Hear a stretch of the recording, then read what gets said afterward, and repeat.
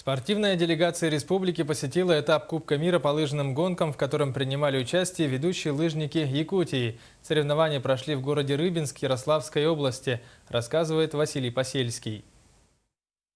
Задача делегации – более близкое знакомство с ходом подготовки лыжников, с их настроением, набраться опыта по различным организационным моментам в связи с проведением международных соревнований в городе Алдане. Есть чему научиться с Дюмина, вот с лыжной базы.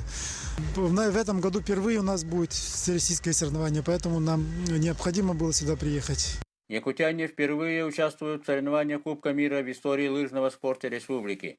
Поддержка тренера сборной России есть. Мне очень приятно в красногорской гонке, что спортсмены Якутии так, в принципе, удачно выступили, попали в состав национальной команды, которая будет выступать на этапе Кубка мира вот сейчас в Рыбинске. Ребята молодые, надежда есть, у них хорошая перспектива, путь в сборную открыт. Задача якутских мастеров – выступить достойно, показать свой наилучший результат. У ребят настроение бодрое.